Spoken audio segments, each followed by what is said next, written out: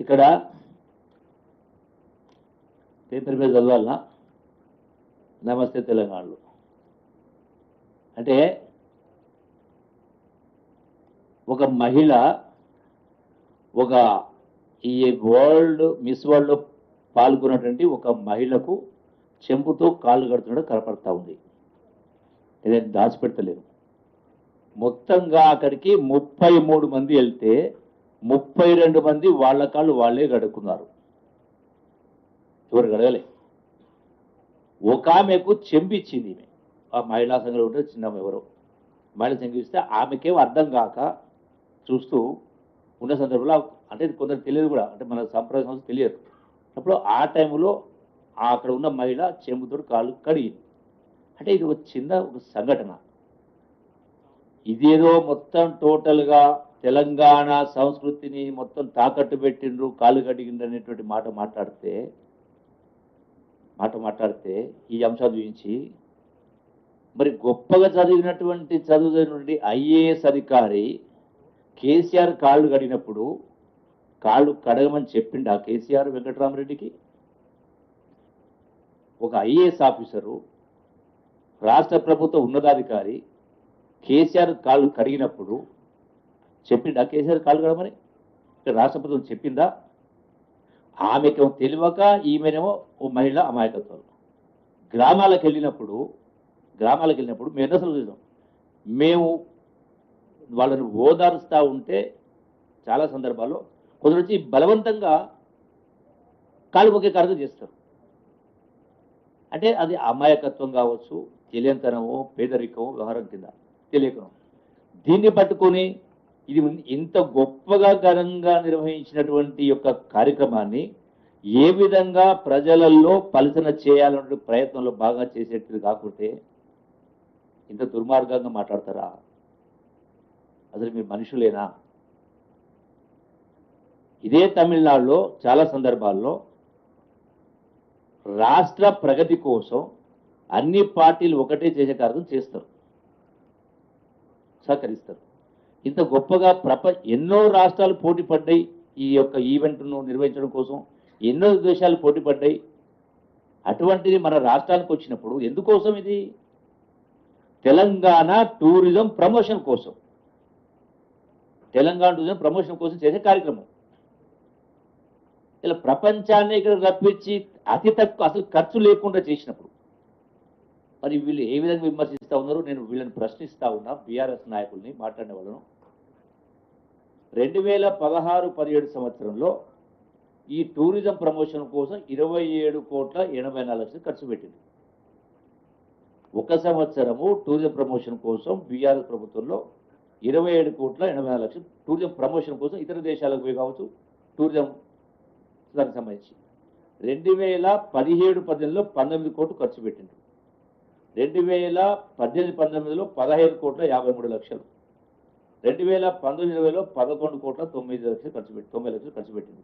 ఇట్లా చూస్తే మొత్తం వాళ్ళ పరిపాలనలో టూరిజం ప్రమోషన్ కోసం ఇతర దేశాలకు పోయిన ట్రిప్పుల కోసం 115 కోట్లు ఖర్చు పెట్టింది.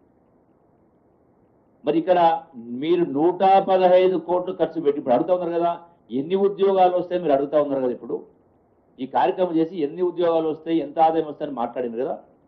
మరి మీరు ఇన్ని సంవత్సరాలు ఇంత ఖర్చు పెట్టి ఎన్ని ఉద్యోగాలు తెచ్చిండ్రు? ఎంతమంది ఉపాధి కల్పించిండ్రు? మీరు అడిగిన ప్రశ్న నేను అడుగుతా ఉన్నా కదా. అంటే ఇది ఒక్క రోజులో వచ్చే రిజల్ట్ కాదు.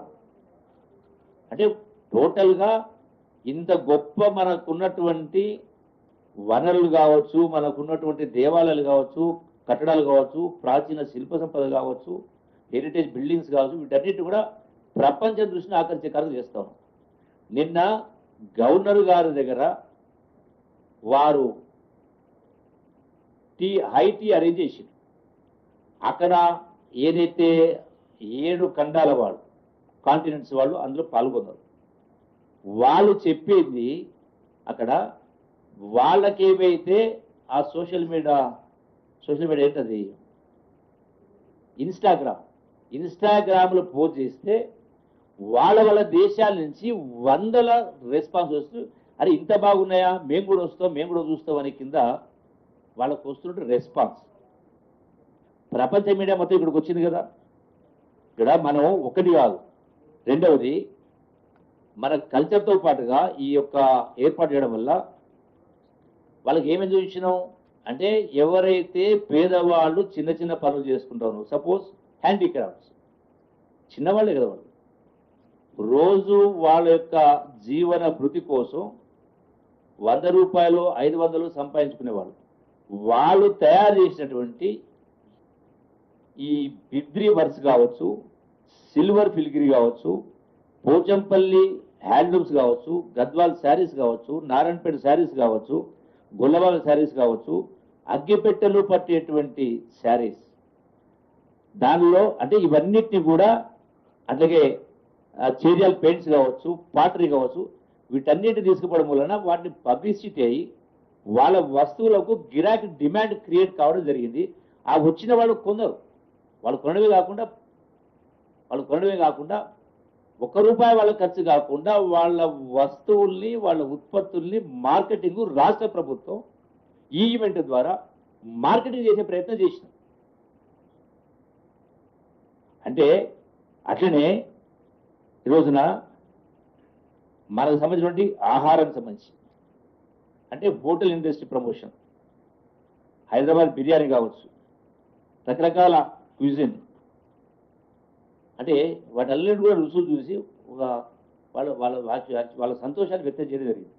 సో అది కూడా మార్కెటింగ్, ఇవన్నీ కూడా ప్రచారం జరుగుతూ ఉంది. సో వాళ్ళకు కూడా అది అట్లనే ఏఐజీ హాస్పిటల్ తీసుకోవడం జరిగింది. ఆ యొక్క వచ్చిన పార్టిసిపేట్స్ ఏఐజీ హాస్పిటల్ పోయిన తర్వాత అక్కడ మెడికల్ టూరిజం కోసం ఆఫ్రికాకి వెళ్ళి వస్తూ ఉంటారు పేషెంట్స్. అంటే రాష్ట్ర ప్రభుత్వానికి, దేశానికి ఆదాయం వస్తూ ఉంది. వీళ్ళు చూసిన తర్వాత వాళ్ళు అక్కడ ఉన్నటువంటి టెక్నాలజీ చూసి అబ్బురపడ్డారు. ఆఫ్రికాస్ కూడా చాలా మంది పార్టిసిపెంట్స్ ఉన్నారు అందులో. సో దీని ద్వారా వాళ్ళు వాళ్ళ దేశాలకు పోయినప్పుడు మెడికల్ టూరిజం కోసం ఈ ఈవెంట్ కూడా పనికొస్తూ ఉంది.